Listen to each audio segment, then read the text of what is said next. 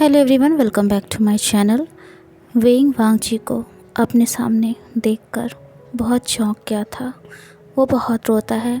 पहले तो उसे अपनी आंखों पे यकीन ही नहीं हो रहा था, पर जब उसके कानों में वांगजी की आवाज़ पड़ती है, उसका टच महसूस होता है, तो वेइंग को एहसास होता है कि वो सपना नहीं देख रहा है। उसके और लान वांगजी के बीच में काफ़ी सारी मिसअंडरस्टैंडिंग्स भी थी, पर लान वांगजी उन सबको क्लियर करके वेइंग को मना ही लेता है। वेइंग वांगजी से कहता है कि वो शावर लेने जा रहा है, तब तक वांगजी थोड़ी देर आराम कर ले। पर तभी वांगजी वेइंग को अपनी बाहों में खींच लेता है और उसे अपने सीने से लगाते हुए कहता है, वेइंग, कहाँ जा रहे हो तुम? मैं पिछले 2 दिन से सही से सो भी नहीं पाया हूँ। प्लीज़ मेरे पास ही रहो। मैं थोड़ी देर सुकून से सोना चाहता हूँ तुम्हारी बाहों में। हम बाद में एक साथ शावर ले लेंगे और फिर कुछ खा भी लेंगे। वेइंग ये सुनकर चौंक जाता है और कहता है, क्या क्या कहा आपने?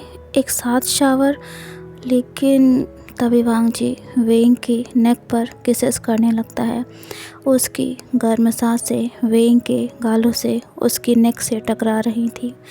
वेइंग की बॉडी गर्म होने लगती है। तभी वो कांपती हुई आवाज़ में कहता है, हस्बैंड, आप तो सोना चाहते हो ना, तो फिर आप मुझे।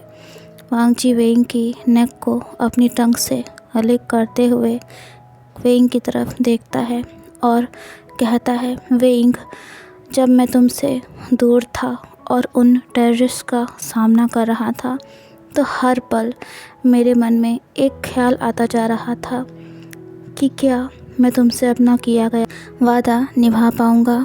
क्या मैं तुम्हारे पास सही से वापस आ पाऊँगा? काश वेइंग, मैंने तुमको रोक लिया होता।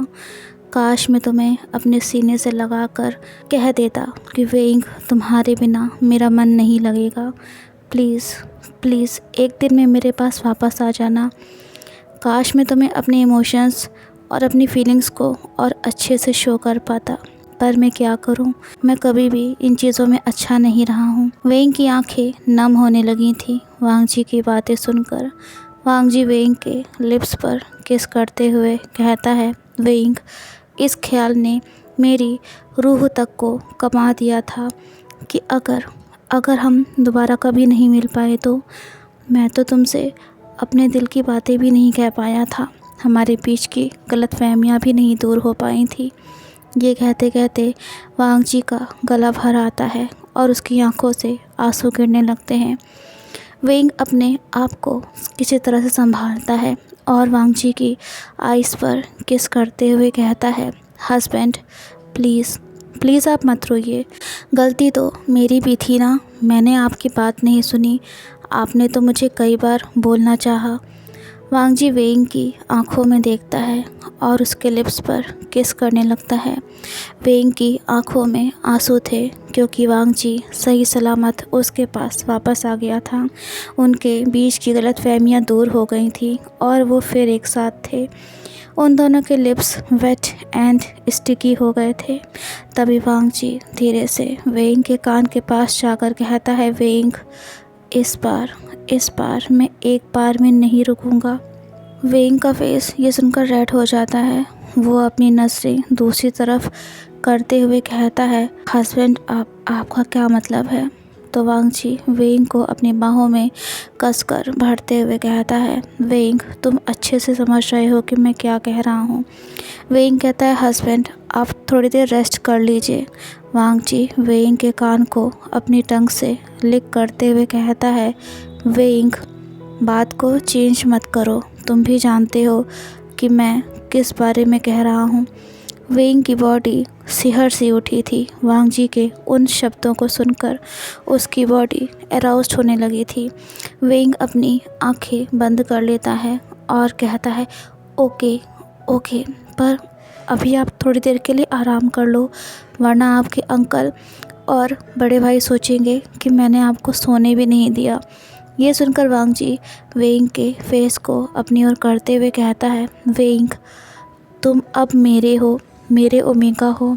और एक बात अच्छे से जान लो, मेरे रहते हुए तुम्हें कोई कुछ नहीं कह सकता है और ना ही तो मैं कभी तुम्हें कभी हर्ट होने दूंगा। वेंग प्यार से वांग जी के चेहरे को अपने हाथ से टच करते हुए कहता है, हस्बैंड आप भी सिर्फ मेरे हो। वांग जी वेंग के फोरहेड पर किस करता है और वेंग को अपनी बाहों में लेकर बेड पर लेट जाता है। वेंग के चेहरे पर स्माइल आ जाती है। उसे वांग जी की बाहों में, उसके एम्ब्रेस में बहुत अच्छा महसूस हो रहा था, बहुत सुकून मिल रहा था वेंग को। वेंग कहता है, हस्बैंड क्या आपसे मैं एक बात पूछूं? वांग जी कहता है, वेंग तुम्हारा जो मन है वो तुम मुझसे पूछ सकते हो, मैं तुमसे किसी भी बात से नाराज़ नहीं होऊंगा। वेंग कहता है, हस्बैंड उस फ़ोटो को जब मैंने अपने हाथ में पकड़ा हुआ था, आपको पता है आप उसमें कितना क्यूट लग रहे थे, पर मुझे समझ में नहीं आया कि आप मुझसे नाराज़ क्यों हो गए थे। वांग जी वेंग को कसकर अपनी बाहों में भरते हुए कहता है, वेंग मेरी ज़िद की वजह से मेरे मॉम डैड का कार एक्सीडेंट हो गया था।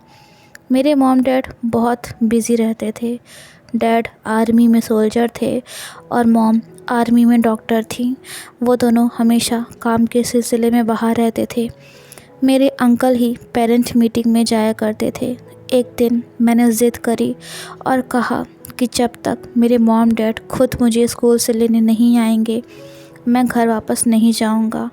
मॉम डैड को बहुत मुश्किल से लीव मिली थी क्योंकि आर्मी के रूल्स बहुत स्ट्रिक्ट होते हैं, पर स्कूल आते वक्त उनकी कार काफ़ी तेज़ स्पीड में थी। क्योंकि मैं काफ़ी देर से स्कूल में था, उन्हें लग रहा था कि कहीं मेरे साथ कुछ गलत ना हो गया हो। स्पीड की वजह से वो कार डिवाइडर से टकरा गई और उसमें मेरे पेरेंट्स। तभी वांग जी चुप हो जाता है। उससे आगे कुछ भी नहीं बोला जा रहा था। ये सुनकर वेंग की आंखों में आंसू आ जाते हैं। उसने वांग जी को कितना गलत समझा था, कितना कुछ कह दिया था। वांग जी वेंग के गले के पास अपने चेहरे को रखते हुए कहता है, वेंग अगर मैंने ज़िद ना की होती तो मेरे पेरेंट्स आज मेरे साथ होते। वो फ़ोटो उस एक्सीडेंट से कुछ दिन पहले की ही थी, इसलिए मैं उस फ़ोटो को कभी नहीं देखता। मुझे लगता है कि मैं अपने पेरेंट्स के लिए बहुत अनलकी था। वेइंग मैं उस टाइम पर बहुत छोटा था। वो ट्रॉमा आज तक मेरे दिमाग से नहीं निकला है। वेइंग वांग जी के सिर पर प्यार से हाथ फेरते हुए कहता है, हस्बैंड प्लीज़ आप अपने आप को ब्लेम मत करिए।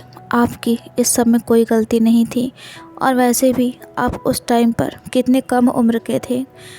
हमारी लाइफ में जिसका साथ जितने दिन का होता है वो पर्सन उतने ही दिन तक हमारी लाइफ में रहता है और फिर किसी न किसी बहाने से वो चला जाता है। प्लीज़ अब आप अपने इस डर से, इस ट्रॉमा से बाहर निकलिए और ख़ुद को ब्लेम मत करिए। वांग जी आंसू भरी हुई आंखों से वेइंग की आंखों में देखते हुए कहता है, वेइंग प्लीज़ तुम तो मुझे कभी छोड़कर नहीं जाओगे ना। वेइंग वांग जी के लिप्स पर किस करते हुए कहता है, नहीं मिस्टर वांग जी, मैं आपको कभी छोड़कर नहीं जाऊंगा। ये सुनकर वांग जी वेइंग के सीने से लगकर लेट जाता है। वो दोनों एक दूसरे की बाहों में लेटे लेटे सो जाते हैं। 2-3 घंटे बीत चुके थे। तभी टेबल पर रखा हुआ फ़ोन रिंग करने लगता है। वेइंग की अचानक से आँख खुल जाती है। वांग जी अभी भी सो रहा था। पहले तो वेइंग को लगा था कि शायद वांग जी का फ़ोन रिंग कर रहा है, पर वो वांग जी का नहीं बल्कि खुद वेइंग का ही फ़ोन था। वेइंग धीरे से वांग जी का हाथ अपने ऊपर से हटाता है और बेड से उठकर कॉल रिसीव करता है। अभी भी उसके फ़ोन पर नंबर सेव नहीं थे। वेइंग कॉल रिसीव करता है तो उधर से वेनिंग कहता है, हेलो वेइंग। वेइंग नींद से उठा था, इसलिए उसे समझ में नहीं आ रहा था कि किसकी कॉल है। तभी वेनिंग कहता है, हेलो वेइंग, क्या तुम मेरी आवाज़ सुन पा रहे हो? वेइंग चौंक जाता है। तभी वो मुस्कुराते हुए कहता है, वेनिंग तुम बोल रहे हो क्या? वेनिंग कहता है, अच्छा तो वेइंग अब तुम शादी के बाद अपने यानी कि मेरी अपने बेस्ट फ्रेंड की आवाज़ भी नहीं पहचान पा रहे हो? वाह तुम कितना बदल गए हो। वेइंग की सुनकर चौंक जाता है क्योंकि अभी तक तो उसने किसी को भी अपनी शादी के बारे में नहीं बताया था। सिर्फ उसकी फैमिली में ही ये बात पता थी। वेंग कहता है वेनिंग, तुम्हें तुम्हें कैसे पता चला कि मेरी शादी हो गई है? और तभी वेनिंग हंसते हुए कहता है, वेंग मैं तुम्हारा बेस्ट फ्रेंड हूँ। तुम पिछले कई दिन से ना ही तो कॉलेज आए और ना ही तो तुमने अपना फ़ोन रिसीव किया। मैं तो बहुत ज़्यादा परेशान हो गया था। मैंने तुम्हारे घर पर भी कई बार कॉल करी पर कोई कॉल रिसीव ही नहीं करता था। मुझे बहुत टेंशन हो गई थी। मुझे लगा मेरा बेस्ट फ्रेंड किसी अल्फ़ा के साथ भाग तो नहीं गया। ये कहते ही वेनिंग ज़ोर से हंसता है और कहता है, जोक्स अपार्ट वेंग, मैं तुमसे बहुत नाराज़ हूँ क्योंकि तुमने अपने एक लौते बेस्ट फ्रेंड को अपनी शादी में नहीं बुलाया। और हमने कितनी सारी प्लानिंग करी थी ना कि जब तुम्हारी या मेरी जिस किसी की भी पहले शादी होगी तो हम कितना कुछ करेंगे। और हाँ, आंटी यू मुझे बता रही थी कि तुम्हारे हस्बैंड पुलिस ऑफिसर हैं। ये सुनकर वेंग बोलता है, सॉरी वेनिंग, वो सब कुछ इतना जल्दी में हुआ था कि मैं किसी को कुछ पता ही नहीं पाया। और तुम्हें मैं सच बोल रहा हूँ, सिर्फ फैमिली मेम्बर्स को छोड़कर के कोई भी नहीं था। वेनिंग कहता है, ओके वेंग, पर अब मैं तुमसे मिलना चाहता हूँ। आई मीन तुमसे और तुम्हारे हस्बैंड से। अब ये मत बोलना कि तुम मिलवाना नहीं चाहते हो या कोई बहाना मत करना। तुम्हारा हस्बैंड तुम्हें खुश तो रखता है ना? क्योंकि मैंने सुना है कि पुलिस ऑफिसर्स काफ़ी स्ट्रिक्ट होते हैं, उनके यहाँ के रूल्स एंड रेगुलेशंस बहुत ज़्यादा सख्त होते हैं। वेंग वेनिंग से बात कर ही रहा था कि तभी उसे अपने पीछे किसी के होने का एहसास होता है। वेंग को समझ पाता तभी वांगजी उसे पीछे से हक कर लेता है और वेंग के गाल पर किस करते हुए कहता है, वेंग तुम यहाँ क्या कर रहे हो? वांगजी अभी भी काफ़ी नींद में था। वेंग उसके किस से चौंक जाता है। वेनिंग वांगजी की आवाज़ फ़ोन पर सुन लेता है और कहता है, वेंग ये क्या तुम्हारे हस्बैंड की आवाज़ है? वेंग को समझ में नहीं आ रहा था कि वो करे तो क्या करे और किससे क्या बोले। एक तरफ वांगजी ने उसे अपने गले से लगा रखा था और वो उसे किस करता जा रहा था और दूसरी तरफ वेनिंग कॉल पर था। वेंग कहता है, वेनिंग ओके, मैं तुम्हें बाद में कॉल करता हूँ, ठीक है?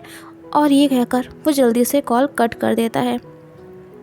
वांगजी वेंग के गाल से अपनी नोज़ को रब करते हुए कहता है, वेंग किसकी कॉल आई थी जो तुमने मेरे आते ही फ़ोन काट दिया?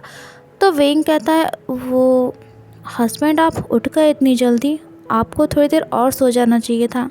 तभी वांगजी वेंग को अपनी तरफ घुमाता है और उसके फोरहेड पर किस करते हुए कहता है, वेंग तुम्हारे बिना मुझे नींद कैसे आती? तुम जैसे ही उठे कुछ देर बाद मेरी आँख खुली तो मैंने देखा कि तुम मेरे बगल में नहीं हो, तो फिर मैं लेट नहीं पाया और मैं इधर आ गया क्योंकि तुम यहाँ पर खड़े हुए थे। लेकिन वेंग तुमने मुझे बताया नहीं अभी तक कि किसकी कॉल आई थी। वेंग को समझ में नहीं आ रहा था कि वो वांगजी से क्या कहे, क्योंकि ऐसा नहीं था कि उसे वांगजी पर प्राउड फील नहीं था। वांगजी एक पुलिस ऑफिसर था और वो देश की रक्षा करता था, पर उसका बेस्ट फ्रेंड वेनिंग उसका बेस्ट फ्रेंड था और वो अच्छे से जानता था कि वेनिंग कैसा है। वेनिंग से वांगजी को मिलवाने में वेंग को कोई भी प्रॉब्लम नहीं थी, पर वेनिंग तो कभी कभी बिना सोचे समझे ही कुछ ऐसा बोल देता था कि उसकी बातें लोगों को बुरी लग जाती थी। तो यही सारी बातें वेंग के दिमाग में चल रही थी कि कहीं मिस्टर वांगजी को कोई बात बुरी लग गई तो। तभी वांगजी वेंग के चेहरे को ऊपर करते हुए कहता है, वेंग मुझसे तुम कुछ भी कह सकते हो। वेंग बोलता है, वो कॉल मेरे बेस्ट फ्रेंड की थी। हस्बैंड उसे मेरी और आपकी शादी के बारे में पता चल गया था। अब वो मुझसे और आपसे मिलने के लिए यहाँ आना चाहता है। मुझे समझ में नहीं आ रहा कि मैं क्या करूँ। तभी वांगजी वेंग के लिप्स पर एक सॉफ्ट किस करते हुए कहता है, वेंग अपने बेस्ट फ्रेंड को तुम यहाँ बुला लो। वेंग सुनकर चौंक जाता है और कहता है, हस्बैंड आपको कोई प्रॉब्लम तो नहीं है इसमें? वांगजी वेंग को अपने सीने से लगाते हुए कहता है, वेंग अगर किसी चीज़ से तुम खुश होते हो तो मुझे उसमें कोई प्रॉब्लम नहीं है।